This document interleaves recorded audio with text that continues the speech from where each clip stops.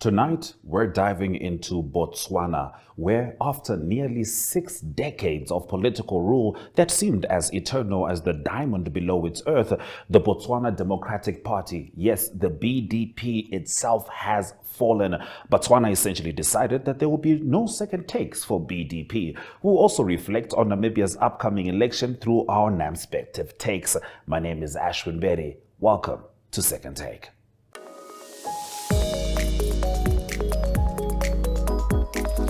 After almost 60 years of governing Botswana with a consistency that only diamonds could envy, the Botswana Democratic Party, the true elder of Southern African politics, has shockingly lost its grip on the nation's parliament.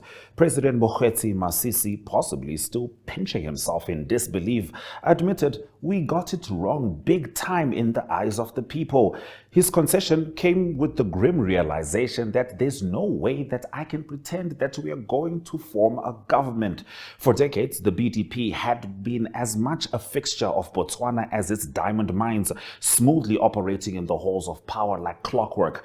Masisi, who sought a second term with the party, now finds himself preparing to step aside. Yes, you read that right. An African head of state voluntarily stepping aside after an election defeat. Somewhere out there, democracy is beaming with pride. The newcomer to the spotlight, Duma Boko of the Umbrella for Democratic Change, had this to say: "Change is here." A post on Facebook read, capitalized and exclamatory, as modest street celebrations broke out in parts of Gaborone. It's almost surreal. A long-shot candidate from a party formed in 2012 is now president-elect after years of chipping away at the unyielding rock of Botswana's political landscape. But even Masisi showed rare class for the region, reportedly calling Boko to concede defeat. Have a listen. Your Excellency. Morning, Gideon. How are you? I'm very well, thank you. Yeah, I know I've arrived. I'm about to start the press conference. I want to congratulate you and wish you the best. I'm going to concede to having lost the election through a democratic process that we've always subscribed to. And thank Botswana for the very peaceful manner in which they conducted this election. Thank all parties that participated, including my own and members. And I will let them know that from tomorrow, or at your convenience, if you want to do it on Monday, you can do it. I'll start the process of handover. And you can count on me to always be there to provide whatever information and whatever guidance you might want. I will serve this republic loyally. We will retreat to being a loyal opposition and work with you for the betterment of our country. Thank you very much, Your Excellency. All right. Thank you very much. Good race. Thank you. Good race. Thank you. Best of luck. Thank you. Bye. Thank you very much. So, as BDP frantically Googles how to be an opposition party, one thing is clear: diamonds last forever. Power does not. After the break, we talk to Rorisang Mohojwe directly from Botswana. Explore the beauty of Namibia with our car rentals. From wide open spaces to the plains of Namibia's national parks, enjoy the freedom of the open road. Go anywhere you want, whenever you want. We've got you covered, even in the most remote locations. Visit our website and see what we have to offer.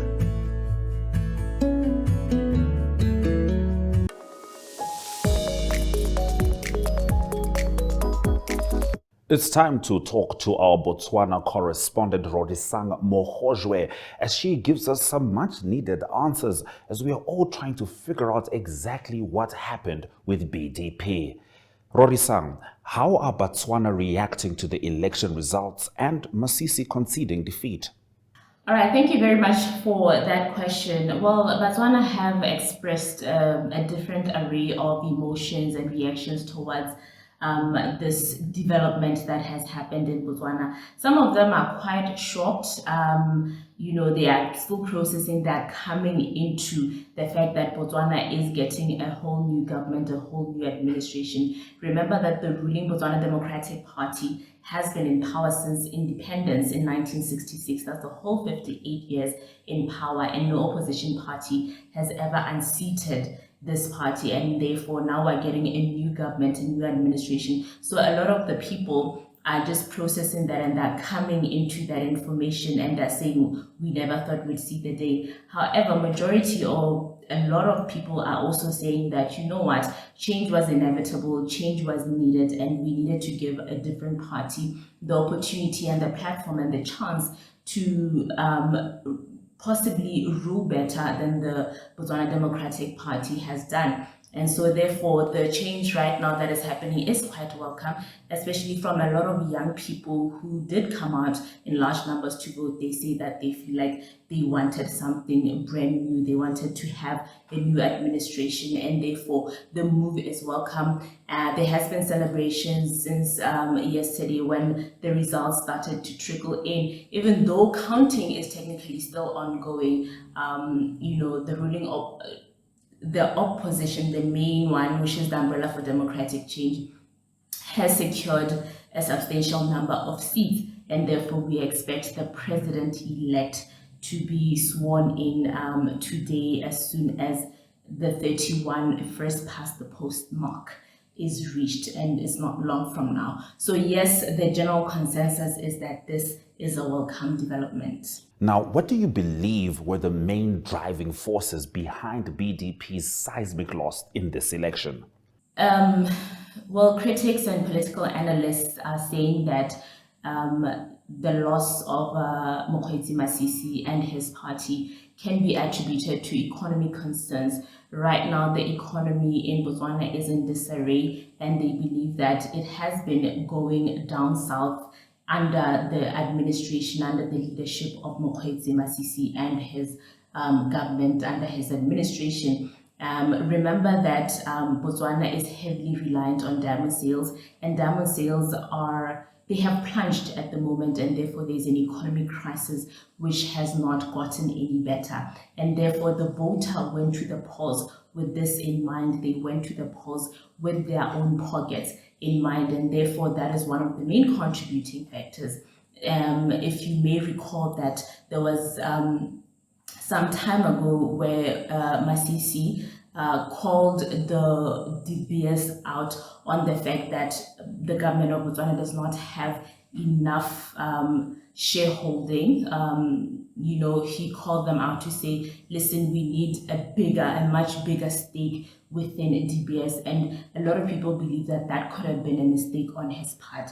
That could be why there was investor loss, and also the confidence in Botswana as a country, especially for investors. So that is seen as the main attributing factor.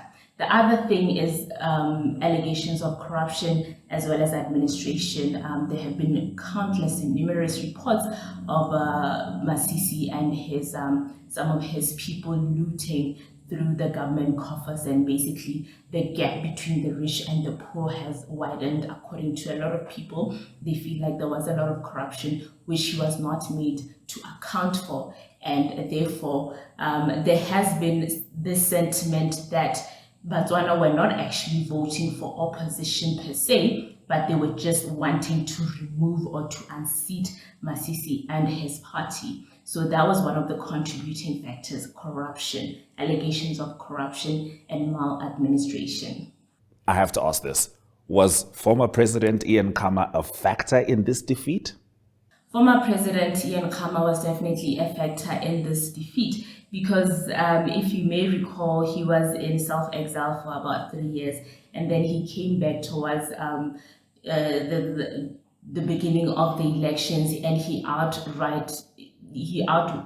definitely said that I'm coming back home to fight the charges that have been pinned against me, number one. Number two, and I'm coming back home in order to help fight the ruling BDP as well as the president in order to unseat them. So yes, definitely him coming back home to Botswana was a factor, because the party, which is the Botswana Patriotic Front, of which he is a patron of, they have also gained a good number of seats in parliament. I mean, their stronghold right now is in Serowe, which is where former President Khama comes from, and that is where he's actually chief.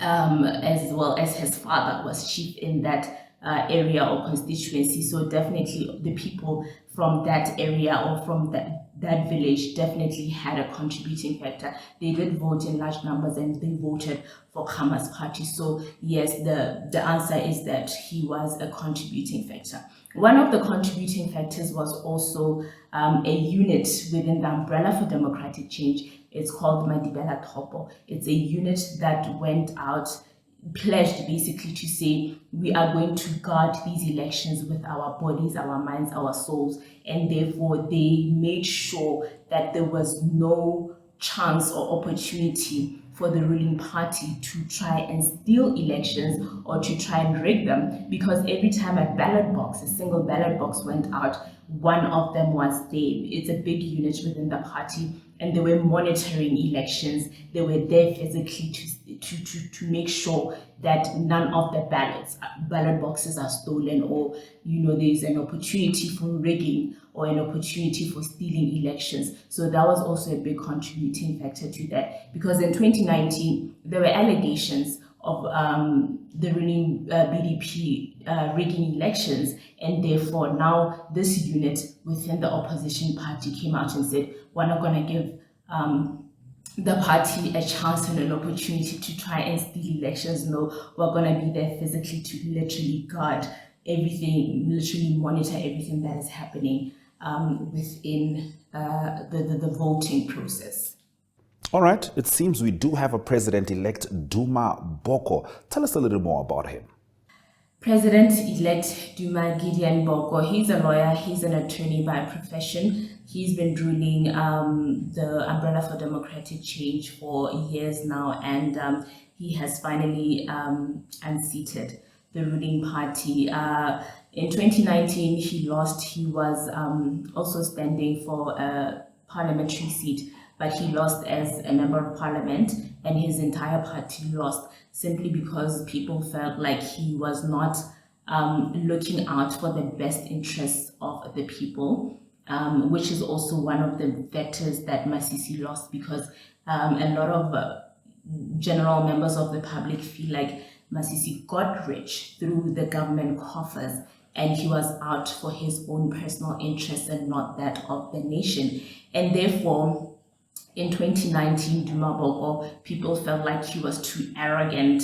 He did not care for the interests of the people, but rather for himself and also the party that he was leading. But in 2024, as they campaigned, he was a little bit more humble, and he said, I have heard you and I have outgrown whatever character that I was in, and now I am just a humble servant, and I'm here for the nation. And this is one of the Botswana believes so much in humility and a principle that we call both, which is about togetherness and just having that humility within you. So really, I think that is one of the main factors that they thought that maybe Duma Boko could actually look out for the interests of the general public at large. And because, he has promised to bring change, he has promised to rule better. So Botswana, I say, let us give this man an opportunity for him. We will look at him and his manifesto in the next 5 years. If he doesn't do what he promised. This question was asked. President Masisi, former President Masisi, did hold a press conference this morning. He conceded defeat. He admitted defeat, and the question was asked, "What's next for you?" And he said he's still reflecting. However, he has a central committee meeting within his party. That's the leadership within his party. They're having a meeting tomorrow to decide where the ruling BDP is headed towards. He couldn't answer that in full, but we did ask him that even himself as an individual, is he considering resigning as the leader of the BDP, because he is the very first president of the BDP to lose elections in nearly 6 decades. So yeah, we still don't quite know what is next for him, because he says he can only answer that once he has a meeting with the leadership of the party, because it's internal party business, as he put it. Thank you, Rory Sang, for making sure that we get the latest from Botswana. They made a very lasting decision. Some Southern African leaderships are shaking. Let's see how it all goes. Either way, democracy was practiced.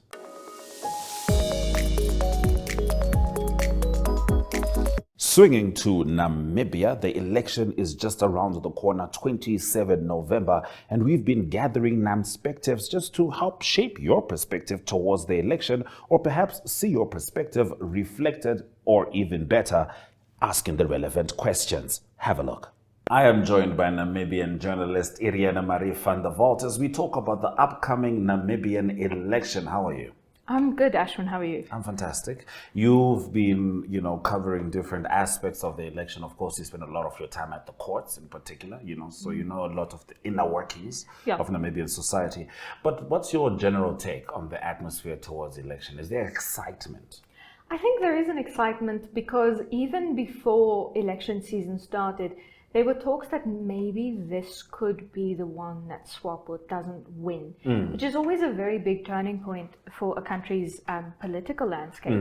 Is usually after independence, the party that brought independence is, the party that takes over the country and runs the country for a long time. Yes. And the point where that party is no longer the strongest party and the party in power is usually a very big turning point and a point of growth for a country's political landscape. Zimbabwe cannot relate, but continue. And I have spoken with Prof. Jan Kutsia from NAST about this specifically as well. And I think for me, it's been very disappointing to see kind of a political immaturity in the other parties. I mean, parties that don't have their manifestos ready. That's supposed to come with the creation of your party. You had an incident. You don't have to say which party it was, but you had an incident with one of the party folks, and you were trying to get their manifesto. How did that go? Yeah. Okay. So we were at a conference with the media ombudsman, who is the person that you can complain to if you feel the media is not being impartial and so on and so forth, and not fulfilling their mandate.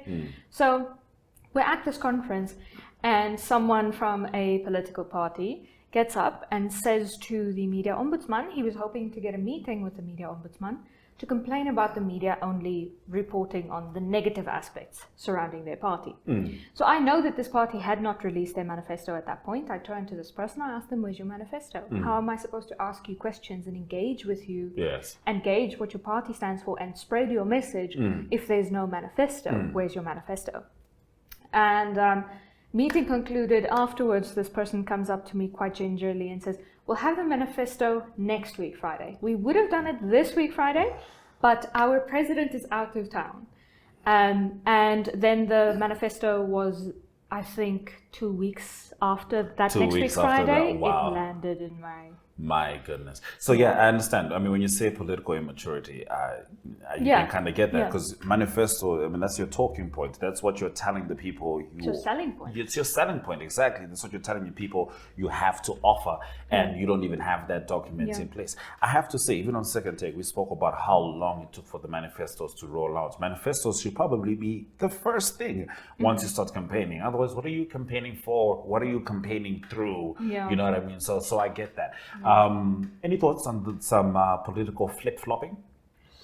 I think it is expected in a more heated election. I think prior to this election, all our elections were kind of expected to go the same way. So this is the first time where we have that potential for an element of surprise.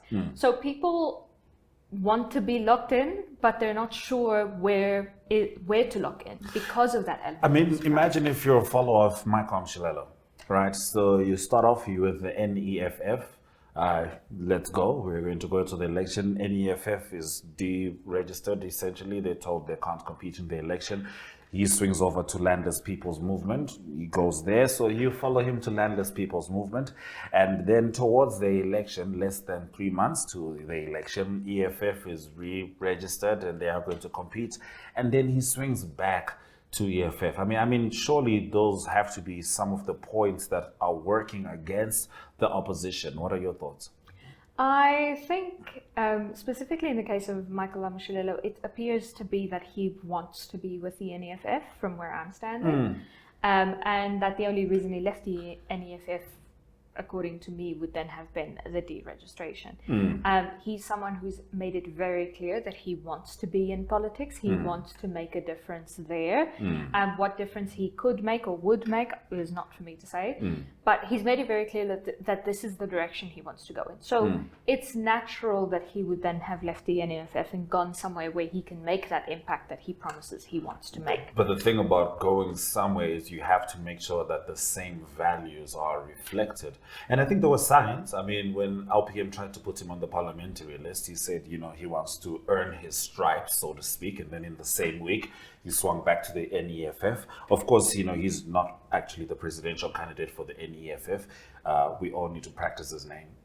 But now, just to say that, as a movement, the most popular person in NEFF is Michael Amshelelo, without a doubt.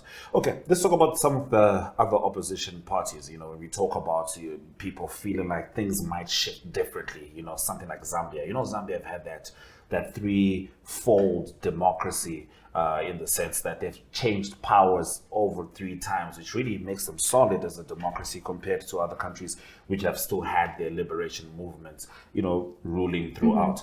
But we're looking now at the opposition. Is anyone really potent enough? Because we're not talking about, a SWAPO that's really on the back foot, so to speak. Yes, they lost a potent leader in Dr. Hageji Geingob. He was not going to compete in this election. Nangolo Mbumba, President Nangolo Mbumba seems to have just taken the presidency in stride. He's moving with it. There's some consistency. Menetumbo Nandi Ndaitwa, there's barely, if any, negative issues. And when we say negative, we're talking about corruption, because that's what we're always checking for, Yeah. And there's really nothing really there. So everybody's kind of like, starting afresh with regards to the candidates. In fact, the oldest presidential candidate with regards to experience would now be Pantuleni Itula. He's got the most experience with regards to running for president. So do you feel that the opposition really has what it takes to take on SWAPO, which is very determined for more reasons than one? One, of course, you want political power, you want to maintain political power, you want to grow, you want to make change, etc., etc. But also there's oil. There's green hydrogen. Yeah. The country is on the cusp of immeasurable success and wealth, and one would obviously want to be there to usher that in. So, do you feel there's anyone who can really shake the table? No, absolutely not. Wow. I mean, in the face of how long we waited for manifestos, in the face of being told we can't do the manifesto because our president is out of town, I'm left to question that, because if this political party is elected, right, the people within the party will be first in line for jobs as ministers, as, all of these things. And they need to know how to hold it down. Exactly. So when your party president goes out of the country on official business, hypothetically as our president, they need to go out on official business. Yes. So if your party's president leaves the country, you can't do anything. You can't draft a document. You can't send it to them. Somehow their cell phone, their email doesn't work when they're out of town, Will our minister stop working when the president leaves the country? Probably not. That's so you're looking at the practice, and you're like, the practice doesn't look good. Yes. So you're What probably not gonna be good experience for do the you match. have? Because I'm sorry, I don't want to elect a ragtag team of misfits into our parliament. If you can't draft a document, you cannot run this country. Communications from political parties is a very big problem. The media is not getting the same communications from political parties, they're kind of sending it out there, and wherever it falls, it falls, know.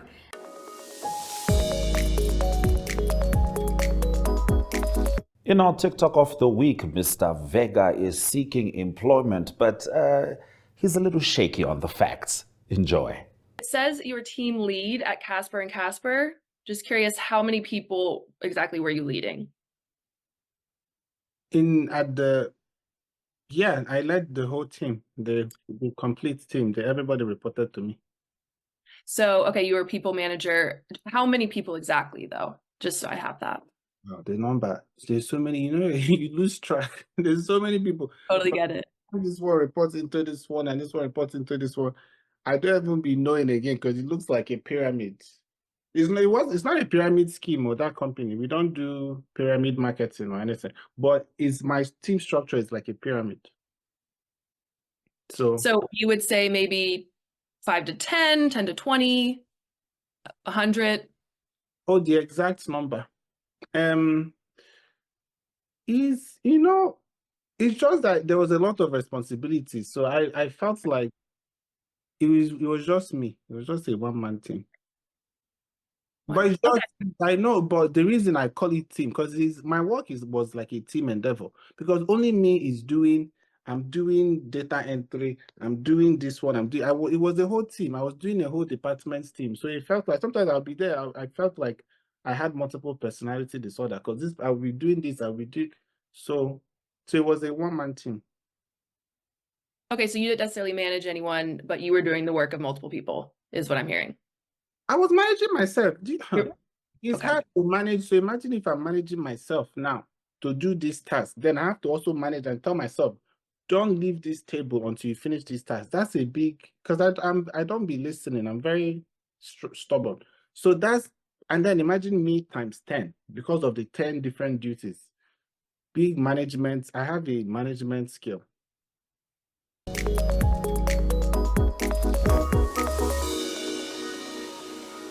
And so, with this shift in Botswana's political landscape, we are reminded of an undeniable truth. Power, like diamonds, may seem to endure, but no grip lasts forever. Even the seemingly untouchable BDP, after ruling for 60 years, now passes the torch. This change doesn't erase the history or the impact they've made, but it does say something profound about the strength of democracy, about the will of the people, and about how even the most polished, enduring stone can eventually be moved.